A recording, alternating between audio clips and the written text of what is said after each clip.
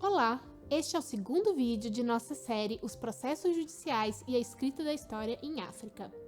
Se você quer saber sobre como se organizava a administração da justiça na África colonial portuguesa, basta assistir ao primeiro vídeo do projeto, cujo link se encontra na descrição deste vídeo. Neste segundo vídeo, falamos dos oficiais judiciais, juízes, escrivães, advogados, intérpretes, assessores, curadores, chefes locais e chefes do posto.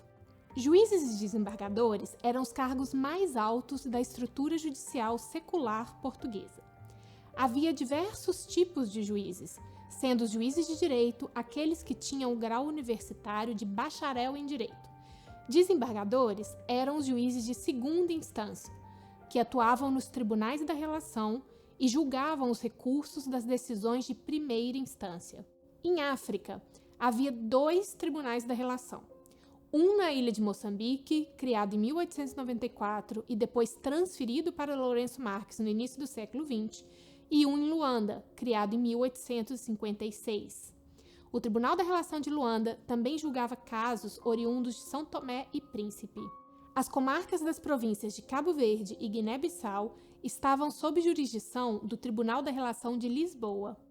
Antes da criação dos Tribunais da Relação de Luanda e Moçambique, os recursos dos processos oriundos de Cabo Verde, Guiné-Bissau, Angola e São Tomé eram feitos ao Tribunal da Relação de Lisboa e dos processos de Moçambique ao Tribunal da Relação de Goa.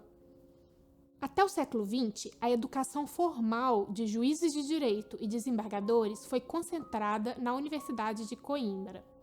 Ela era feita primordialmente com base na chamada doutrina jurídica. Esses eram livros nos quais os juristas tratavam de categorias e institutos jurídicos, muitas vezes partindo da análise e interpretação de casos concretos.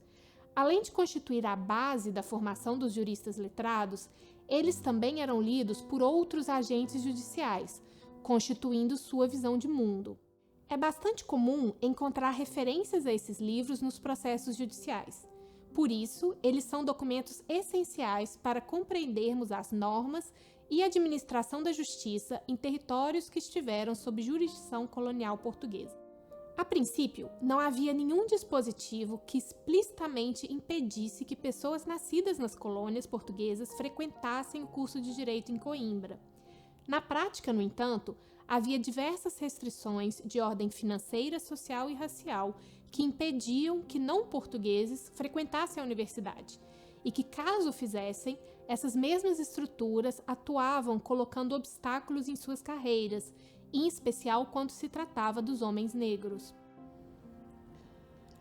Desde o início da colonização portuguesa em África, formaram-se grupos e famílias de elite chamadas pela historiografia de luso-africanos, filhos da terra ou filhos do país. Eles tiveram um papel central nas estruturas coloniais em razão do seu domínio das línguas e da sua capacidade de transitar entre culturas africanas e a cultura portuguesa. Além disso, em muitos casos, foi notório o seu envolvimento no comércio atlântico de escravos. Considerados em algumas regiões como mestiços, muitos deles eram letrados e ocupavam cargos na burocracia colonial, inclusive no judiciário, atuando, por exemplo, como escrivães ou como oficiais de justiça. Os advogados são um caso bastante interessante. Até boa parte do século XX, não era necessário ser bacharel em direito, ou seja, ter um diploma universitário para ser advogado. Aqueles que haviam obtido conhecimento jurídico na prática poderiam requerer uma permissão aos tribunais para atuarem como advogados provisionados. Vários filhos da terra seguiram esse caminho. Parte importante da intelectualidade africana de finais do século XIX e início do século XX, dos autores que se destacavam na imprensa e na literatura, eram também advogados provisionados. Porém, como a gente mencionou no vídeo anterior, ao longo do século XIX, as ideologias que orientavam os juristas portugueses na metrópole foram se modificando. À medida que concepções racistas que viam pessoas negras como intelectualmente inferiores avançavam, os filhos da terra foram sofrendo um processo de gradual marginalização e inferiorização na administração colonial. Por exemplo, foram promulgadas normas pela metrópole no sentido de reservar cargos administrativos e judiciais aos portugueses e também houve perseguições políticas a advogados provisionados, escrivães e outros letrados africanos. Em Angola, por exemplo, é bastante conhecido o caso de Nidalatando e Lucala, no qual diversos funcionários da burocracia colonial e advogados provisionados, como era o caso de Antônio de Assis Júnior, foram acusados de conspirar contra o governo colonial e foram presos. Esse não foi o único caso, sendo constantes as tensões e perseguições a advogados provisionados e membros da burocracia colonial ao longo dos séculos XIX e XX na África Centro-Ocidental. Outro exemplo notório foi a perseguição de Eugênio Tavares, que era um conhecido literato cabo-verdiano que também ocupou diversos postos na administração colonial. O direito, com as suas linguagens e formalidades, fazia parte do cotidiano profissional dos letrados e intelectuais africanos. Isso moldava sua atuação na imprensa, onde eles publicavam diversos textos pleiteando direitos de cidadania, acesso à terra e melhores condições de trabalho. Havia também casos nos quais advogados provisionados atuavam em processos judiciais que eram comentados ou que encontravam ressonância na imprensa. Daí que imprensa e processos judiciais andavam lado a lado, sendo seu estudo em conjunto essencial para compreender os processos de produção normativa em toda a sua complexidade. Os chefes e lideranças locais também eram atores importantes nos processos judiciais. No caso dos tribunais privativos de indígenas, eles eram oficialmente considerados parte integrante do tribunal, devendo deliberar sobre a pena a ser aplicada ao acusado e apresentar informações sobre as normas da região a que as partes em conflito pertenciam. Havia ainda a possibilidade de que chefes locais e outros intermediários atuassem como uma espécie de autoridade policial indígena. Caso algum crime fosse cometido, eles deveriam prestar informações e fazer diligências acerca do delito. Já instituições que mesclavam competências administrativas e judiciais, como as curadorias dos serviçais e colonos e as secretarias dos negócios indígenas, o secretário ou curador detinha o cargo mais alto e atuava como uma espécie de juiz. Em sua ausência, a função jurisdicional era desempenhada pelo governador da província. Não havia a obrigatoriedade de ser bacharel em direito para ocupar o cargo de curador ou secretário.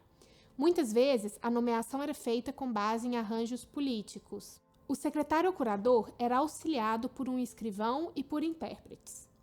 Analisando os processos, é possível observar que os escrivães costumavam ter nomes portugueses, o que sugere que fossem nascidos em Portugal ou fossem filhos das elites coloniais.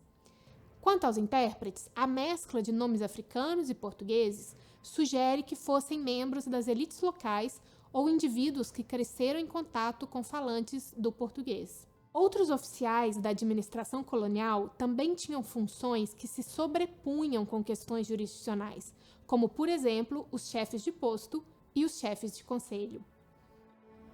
Como muitos desses oficiais não tinham educação formal em direito, uma série de livros foi produzida para que eles pudessem se orientar na execução das suas funções administrativas e jurisdicionais.